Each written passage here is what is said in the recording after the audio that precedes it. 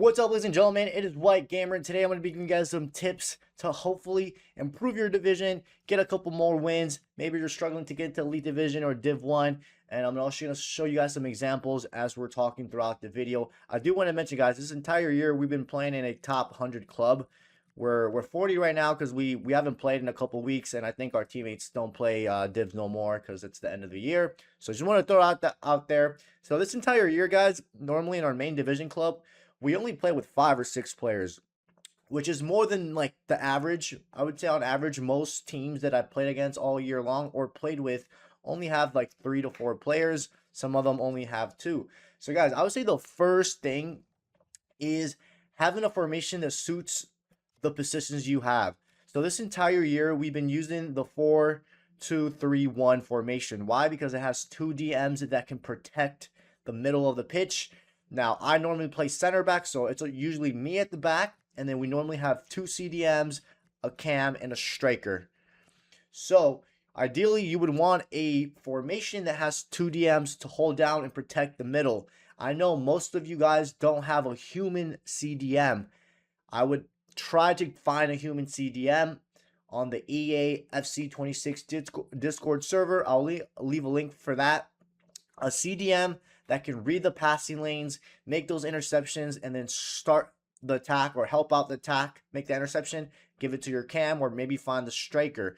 So this one's a really good formation. Another good one I would say that I've seen people use is, where is it at, man? This one. This is the second variation.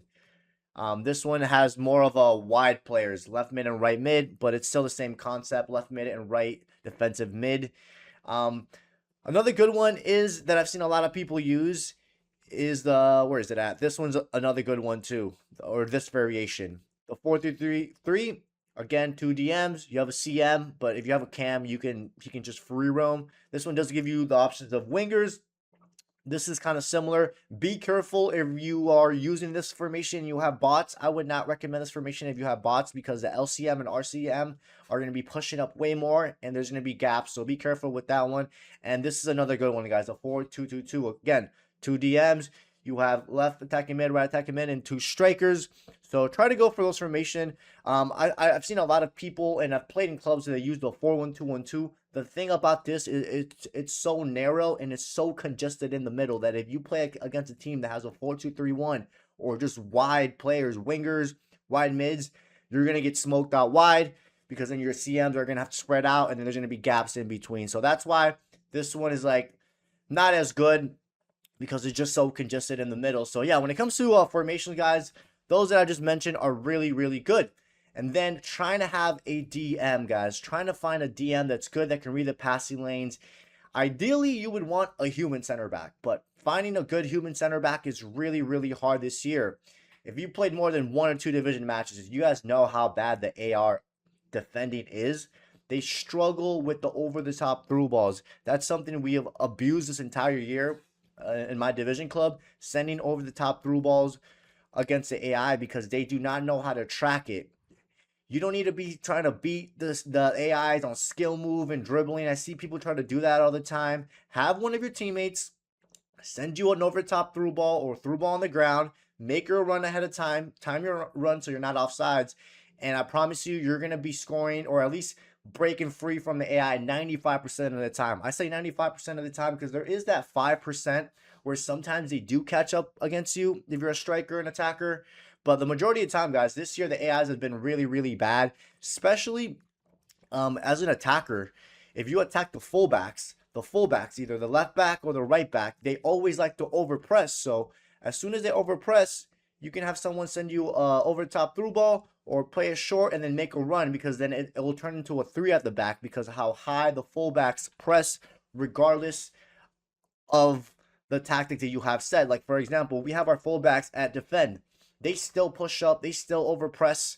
So keep that in mind, guys, when you're playing against AI defenders, because most people do play against AI defenders. And that's why you want to try to get a human center back. One that's good enough to track runs. Because this year, guys, more than ever, with how bad the bots are, if you can get a good center back and a good DM, you will be covered. And if you can get a good goalkeeper, which good goalkeepers are hard to find. Yes, sometimes they might make some crazy saves, but having a good goalkeeper can make a huge difference if you have center back, goalkeeper, and a DM. You guys can see from some of these saves, some of these saves this keeper is making. AI keepers aren't making those type of saves. Rarely do they do so. I would say one of the most important positions this year is having a center back.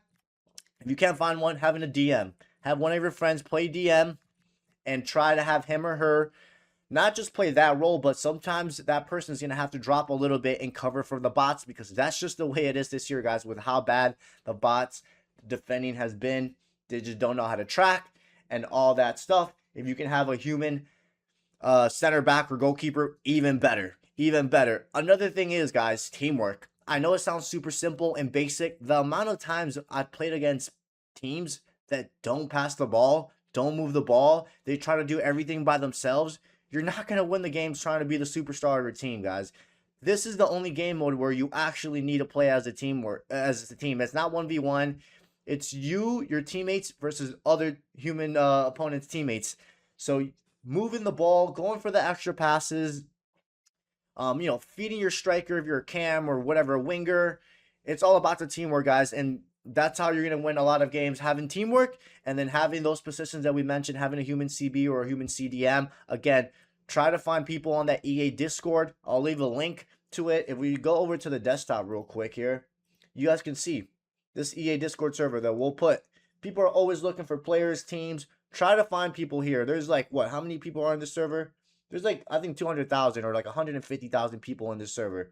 You can find players, guys. They're not all going to be good, but sometimes you're going to have to go through that motion trying to find what fits your system. And I think that's it, guys. Now, as for facilities, I know I get asked, what's our facility that we've been using this year? And I'm going to show you guys our facilities that we've been using in our main division club. So for player facilities, let's see the ones that we have active. We have the sports scientist, speed parachute, compression boot, weight room, VR room, and quick finishing drill. And then for the AI facilities, I don't know if these are updated or not. We only have the AI speed parachute because it benefits the defenders. And yeah, that's what we have for the AI facilities and player facilities. That's what we've been using all year for the most part. We did remove a couple of the AI facilities since they don't apply to humans no more. But yeah, ladies and gentlemen, hopefully I covered everything, the formation, facilities, the positions that you ideally want. And of course, I forgot to mention, but you want a striker that know how to finish. Try to, if you have a teammate that plays striker, if you play striker, you want to be putting those chances away, guys. Sometimes I play in clubs where like the striker will miss a chance and that'll be it for the entire game. He gets no other opportunity, and then we tie the game or we lose the game because they just don't make it count. So when you're playing striker or up top, make your goals count. Low driven shots are very overpowered. Near post, switching the angle, stuff like that. But yeah, guys, hopefully those tips help you out. This entire year we've been in the top 100 with just 5 or 6 players at most, and we've made it work. Me at center back, we usually have like 1 or 2 CDMs, a cam, a striker, and then maybe a winger, and that's about it, boys and girls. It's not complicated. If you can try to get a center back or CDM, that will help out 95% of you, especially because I know most of you guys only have 2 or 3 players. But yeah, boys and girls, let me know. Drop some comments, some tips for other people as well, because I probably missed a couple, but I think I've hit like the main key points. Other than that, guys, enjoy your week so far. Don't forget to drop a like and subscribe, and I'll catch you guys next time.